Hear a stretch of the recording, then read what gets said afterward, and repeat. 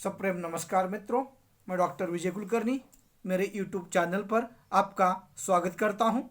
अगर ये वीडियो आपको अच्छे लगते हैं तो लाइक और सब्सक्राइब करना न भूलें। आज हम जिस कहानी पर चर्चा करने जा रहे हैं उस कहानी का नाम है कोसी का घटवार। कोसी नाम की नदी है, उसके किनारे जो चक्की है आटा पीसने की, इससे इस कहानी को नाम दिया गया है कोसी का घटवार। कहानीकार का नाम है शेखर जोशी, जिनका जन्म 1932 में अल्मोड़ा जनपद के ओलिया नामक गांव में हुआ था। इनके पिता का नाम दामोदर शास्त्री तथा माता का नाम हरिप्रिया था। हम देखते हैं इनका साहित्य। इनके साहित्य में सात के लोग, नौरंगी बीमार है, एक पेड़ की याद, प्रतिनिधिक कहानियां आदि इनका साहित्य हिंदी साहित्य में दिखाई देता है, प्रचलित है। जिस कहानी को लेकर हम चर्चा करने के लिए प्रस्तुत है उस कहानी की मूल संवेदना ग्रामीण पहाड़ी परिवेश का दर्शन कराना तथा पारंपरिक जो रूढ़ियां है समाज में, उसके कारण किस तरह से मनुष्य के जीवन में समस्या खड़ी हो जाती है, यह भी दिखाने का प्रयास कहानी में किया गया है।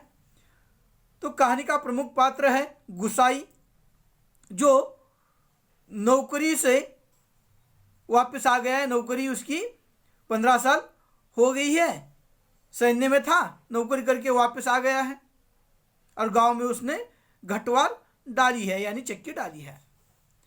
वैसे यह गांव की पड़ोस की लक्ष्मा से प्रेम करता था, लेकिन इसकी नौकरी फौज में थी, इसलिए उस लक्ष्मा के पिता ने अपनी बेटी की शादी उसके साथ नहीं की, क्योंकि कब क्या होगा इस फौजी के जीवन का यह उनके समझ में नहीं आ रहा था। इस तरह की मानसिकता थी और इसलिए उन्होंने अपने बेटी की शादी दूसरे किसी व्यक्ति के साथ की, भले ही वह भी फौज में था। और उसके बाद इस लक्ष्मा के जीवन में समस्या आ जाती है, उसका वह भी पति चला जाता है, मैके में आकर रहने लगती है। वहाँ पर चाचा और चाची इसे ठीक से इसका लालन पालन नहीं करते और उन्हें लगता है कि शायद यह हमारे खेती पर अपना अधिकार जमाएगी। अब लक्ष्मा को यहाँ पर एक संतान है और वह उस संतान को लेकर ही जीवन यापन कर रही है।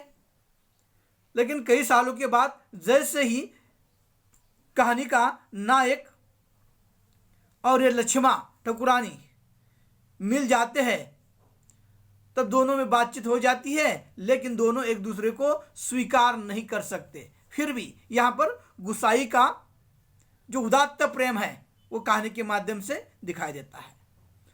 हम अब कहानी की विषय वस्तु की ओर चले जाते हैं। कहानी के विषय वस्तु में जो पहला चित्रण किया गया है कहानीकार के द्वारा, तो काशी इस नदी के किनारे जो घाट है वहां पर यह गुसाई कार्य कर रहा है, कामकाज कर रहा है। वह गेहूं पीसने का कार्य कर रहा है। उसकी घाट है, घाट के अंदर चला जाता है और घाट बहुत धीमे से चल रहा है, पर चक्की के सहारे वह चलता है।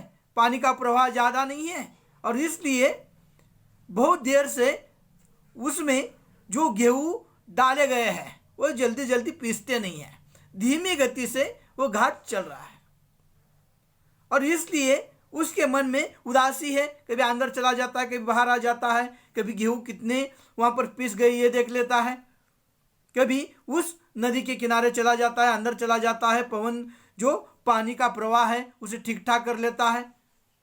और ऐसी अवस्था में वह उस अपने परिवेश में खड़ा है, उस घटवार में खड़ा है और वो राह देख रहा है। धूप है, कोई हवा नहीं चल रही है और इसके कारण उसका मन कहीं ना कहीं उदास दिखाई देता है कहानी में। और इस अवस्था से वो जैसे ही बढ़ जाता, बढ़ जाने के बाद एक व्यक्ति उधर से सर पर गेहूं लेकर, पिसान लेकर आ जाता है और वह गुसाई को कहता है क्या मेरा नंबर लगेगा? तो गुसाई वहीं से कहता है तुम्हारा नंबर नहीं लग सकता, पहले यहाँ पर बहुत जरूरी लोग बैठे हैं, जो जरूरी पिसान है और तुम्हारा नंबर नहीं लग सकता। तो विनती करता है, उसके बावजूद भी यह मानता नहीं, क्योंकि वहां पर जगह नहीं थे। और इस तरह से वहां पर थोड़ी देर के बाद वहां की वो स्थिति देखकर वो कहता है घंटों हो गए, अभी पिसान समाप्त नहीं हो रहा है। और इस उदासीनता के साथ वह बैठा है। लेकिन थोड़ी देर के बाद मुझे लगता है क्यों ना उस व्यक्ति को हम बुला लेते, तो कम से कम बातचीत करने के लिए कोई ना कोई सहारा होता। लेकिन वो भी चला गया। और ऐसी अवस्था में वह उस नदी में चले जाने के कारण जो उसके कपड़े थोड़े से गीले हो गए थे, जो फौजी पैंट उसने पहना है, और उसकी जो मोड़ है वो खोल रहा है। और उसी पैंट को देखकर उसे अपने जीवन का अतीत फ्लैशबैक याद आ जाता है और उसे वो घटना याद आने लगती है। इस पैंट के बदौलत ही, वो कहता है इस पैंट के बदौलत ही मेरे जीवन में अकेलापन आ गया है। ना कोई मेरा साथी है, ना मेरे पास कोई उम्मीद है, मैं अकेला इस तरह से जीवन जी रहा हूं। ये क्यों लगता है? तब वो पैंट देख लेता है अपना जो फौजी है, और पैंट देखने के बाद उसे वह घटना याद आ जाती है कि गांव में एक बार एक व्यक्ति आया था, धर्म सिंह जिसका नाम था। और धर्म सिंह फौज में था और उसने अच्छे से कपड़े पहनकर जैसे वो आ जाता है गांव में, उसे देखकर इस गुसाई को भी लगता है मुझे भी इस तरह से बनना है, और इसलिए वह फौज में चला जाता है। और फौज में चले जाने के बाद जैसे ही कुछ दिनों के बाद गांव लौट आता है, गांव में बहुत इसकी तैयारी हो जाती है, सत्कार हो जाता है। वो लोग उसे देखने के लिए गली गली में वहां पर रुकते हैं, गांव में उसका सत्कार होता है। देख लेते हैं इसे। गांव के कई बच्चे इसका अनुकरण करने लगे हैं, लेकिन उतनी भीड़ में इसका ध्यान उस लक्ष्मा की तरफ है। लक्ष्मा कहीं दिखाई नहीं दे रही थी। और वैसे गांव के जो बच्चे हैं, पान खाने के लालच में, शिकार पीने के लालच में, गपशप करने के लालच में इसे अकेला नहीं छोड़ रहे थे। अब गुसाई किसी तरह से शिकार का बहाना करते हुए जंगल में चला जाता है। वहां पर लक्ष्मा भी कोई बहाना बनाकर अपने भैंस के लिए कटिया लाने का जो बहाना है वो बहाना बनाकर आ जाती है। दोनों की मुलाकात हो जाती है। दोनों की मुलाकात हो जाने के बाद ये उसे बात करता है, लेकिन यह बात करने के बाद उसे वहां पर दोनों के अंदर जो प्रेम की क्रीड़ा है, लीला है, वह भी चलती है। हंसी मजाक के साथ वो कहता है मैं तुम्हें एक साड़ी वगैरह ला दूंगा। और इस तरह से अब वह उसे यादें आ रही है। और उसने उस लक्ष्मा के साथ शादी करने के लिए उसके पिता से बात की थी,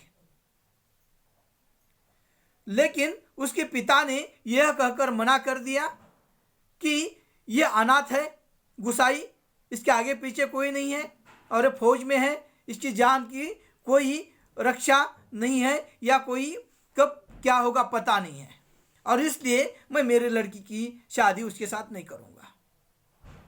अब वो जैसे सैन्य में चला गया था, सैन्य में जाते जाते एक दिन इसने इस लक्ष्मा से मिलकर दोनों की बातचीत में लक्ष्मा ने कहा था कि वहां पर गंगनाथ का मंदिर है, उस गंगनाथ की कसम खाकर उसने कहा था जो तुम कहोगे गुसाई मैं वही करूंगी। और जैसे फौज में चला जाता, फौज में चले जाने के बाद वहां पर इसे पता चलता है गुसाई को, जो इसका एक साथी है, उस साथी के द्वारा इसे पता चलता है कि इसकी शादी राम सिंह के साथ तय हुई है। किशन सिंह इसे कहता है कि तुम्हारे गांव के पड़ोस की जो लड़की है उसकी शादी राम सिंह के साथ तय हुई है, शायद तुम उसे पहचानते हो, तुम्हारे गांव के पड़ोस में रहती है, नाम शायद लक्ष्मा है, दिखने में बहुत फटाका है। इस तरह से कहने के बाद इसके कुछ समझ में नहीं आता और यह 15 साल तक गांव ही नहीं आता। लेकिन अब यह रिटायर होकर गांव में आया है और गांव में आने के बाद इसने वह घटवार डाला है समय निकालने के लिए, और उसी घटवार पर बैठे बैठे इसकी वह पुरानी यादें ताजी हो रही आ रही यादें, और एकाएक इसकी जो स्मृतियां है वापस आ जाती है। और तब वह देख लेता है एक स्त्री वहां पर हाथ में थैली लेकर पिसान के आ गई है या अंदर है, और अंदर चले जाने गुस्साई अंदर है और ये स्त्री आ जाती है और कहती है पिसान वहां पर डलना है। तो वह कहता है कि अभी तो समय नहीं है, ज़्यादा भीड़ है, टाइम लग सकता है, रुक जाओ, और वह नकार देता है। और वह स्त्री कोई विनय भाव नहीं दिखाती या कुछ कहती नहीं है, चुपचाप वापस जा रही है। लेकिन थोड़ी देर के बाद ये एकाएक उसे याद आने लगता है, ये तो आवाज़ शायद लक्ष्मा की है, और वह बाहर आ जाता है और उसे आवाज़ दे देता है लक्ष्मा। पहले तो वो नहीं सुनती, फिर अपनी स्फूर्ति जगाकर दोबारा आवाज़ देता है लक्ष्मा। वो स्त्री देख लेती है, उसे लगता है पहले तो इसने पिसान के लिए मना किया था, दूसरी बार क्यों बुला रहा है, और वो देख लेती है और वो नाम स्वाभाविक सारे मैके में उसका नाम वही था, वही लेते थे, उसे कुछ आश्चर्य नहीं हुआ। इस स्वाभाविक दृष्टि से उसने पूछा क्या आपने मुझे बुलाया है, लेकिन इस गुसाई के चेहरे पर आटा लगा था और इसलिए उसने उसे पहचाना नहीं, और इसने भी पहचान न हो इसलिए अपना मुंह दूसरी तरफ किया। अब यह आ गई है, आकर इसने पिसान रख दिया है, और धूप ज़्यादा थी, धूप में आ गई थी, इसलिए एक पेड़ के नीचे बैठ जाती है। पेड़ के नीचे बैठकर उसे कहती है कि आपके जो पूत है, जो संतान है, उसे धुआं लगेगी, इतनी धूप है और कहाँ चली जाती। तो वह मन मन हंसने लगता है और वह उसे कहता है लक्ष्मा तुम मैके कब आ गई। अब इसे आश्चर्य हो जाता है, वो एकाएक देख लेती है, तब उसे समझ में आ जाता है यह पास में बैठा हुआ गुसाई है जो पूर्व परिचित है, और वह देखकर आश्चर्यचकित हो जाती है। तो वह कहती है कि आप हाथ में फूल है, उस फूल को लेकर वो बात कर रही है, और बात करते करते फूल को निचोड़ रही है, और निचोड़ते निचोड़ते बात करती है कि मेरा नसीब फूट गया है, यहाँ पर आ गई हूँ, पति की मृत्यु हो गई है, यहाँ पर आकर माँ बीमार थी, उस बहाने आई थी, लेकिन आप सब चले गए, आप चाचा चाची के पास रहती हूँ, लेकिन वहाँ पर भी उन लोगों को लगता है मैं शायद ज़मीन मांग लूँगी, और इसी कारण वह भी मुझे ठीक से देखते नहीं हैं, लेकिन मैंने साफ साफ कह दिया था कि मुझे कुछ नहीं चाहिए। अब यह जैसे बातचीत हो जाती है, इसके समझ में बाद में आ जाता है कि इसका तो जीवन समस्या युक्त है, और जैसे ही थोड़ी देर के बाद वह एक घाट में चला जाता है और हाथ में कुछ बर्तन लाता है जो सफ़ेद रंग के हैं, और उस पर चाय बनाना चाहता है। वो उसे कहता है जब तक पानी गर्म करो और चाय अंदर डाल दी जाएगी, तब तक मैं कुछ काम है करके आता हूँ। वो चला जाता है, बहुत देर लगा देता है, तब तक यही चाय बना रही है, और उसी वक्त इसका एक बेटा आकर उसके पास बैठ जाता है, और आकर वो देख लेता है तो बेटा पास में बैठा है। चाय बनने के बाद बेटा लालायित दृष्टि से उस चाय की तरफ देख रहा है। इसके समझ में आ गया, वह चाय उसे दे देती है और आप खुद भी ले लेती है चाय। तब यह एकाएक जो गुसाई है हाथ में थाली लेकर जो आटा है उसकी रोटियां बनाने की तैयारी कर रहा था, यह देख लेती है लक्ष्मा, उसके पास चली जाती है और खुद रोटी बनाने का अनुनय कर लेती है। रोटी बनाने का अनुनय करने के बाद यह मना नहीं कर पाया और उसने रोटी बनाई। रोटी बनाने के बाद बच्चे को भूख लगी थी, वह रोटी मांग रहा है लेकिन वह नहीं देती, लेकिन यह कहता है गुसाई उसे रोटी दे दो। वो कहता है नहीं अभी खाकर आया है। तो बच्चा झूठ मूठ रोने लगता है। वो कहता है कि घर में रोटी नहीं तो कहाँ से मैं खाऊंगा। और इस तरह से जो बात छिपाना चाहती थी लक्ष्मा, वह उस बच्चे के द्वारा बाहर आ गई। अब वो कहती है कि इतने ही संतान है, इसके लिए जीना है, बाकी तो मेरे जीवन में कुछ बचा नहीं है, तो कब की चली जा चुकी थी।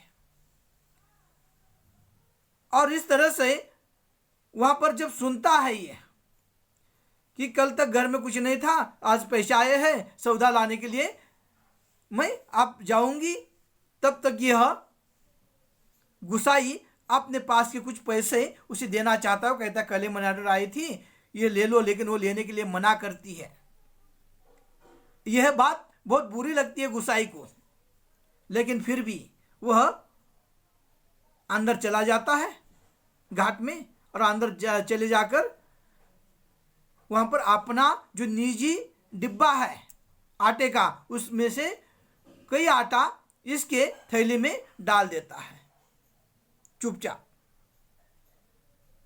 और वह अब दूसरे किसी काम के लिए निकला है, लेकिन जाते जाते इसे कहता है लक्ष्मा को, तुमने गंगनाथ जी की जो कसम खाई थी उसे थोड़े से पैसे आने के बाद प्रसाद चढ़ाओ, पूजा करो, क्योंकि गंगनाथ जी का अगर श्राप लग जाता है तो वहां पर जिसे संतानें हैं उसका जीवन तकलीफ में जा सकता है। पहाड़ी कहानी है। तो इस तरह से वह अपने उस प्रेम के प्रति उदात्त भाव दिखाकर वहां से चला जाता है। लक्ष्मा देखती रहती है। तो इस तरह से लक्ष्मा को भी सहारा चाहिए, लेकिन उसे संतान है। इस गुसाई ने इससे प्रेम किया था, अभी भी इसके साथ जीवन बिता सकता है, लेकिन सामाजिक स्थितियों के चलते वो दोनों चाहकर भी एक नहीं हो सकते। ऐसी स्थिति सामाजिक कुछ रूढ़ियों के कारण है। यह एक कहानी का बिंदु हो गया। दूसरा ग्रामीण परिवेश। दूसरा उसके आगे हम देख लेते हैं गुसाई जैसे अपने निजी आटे जो डिब्बा है उसका आटा इस लक्ष्मा के थैली में डाल देता है। उसे पता नहीं है, यानी प्रेम की उदात्तता इसके मन में दिखाई देती है। इस तरह से कई बिंदुओं पर हम कोशिका घटवार इस कहानी में चर्चा कर चुके हैं। नमस्कार।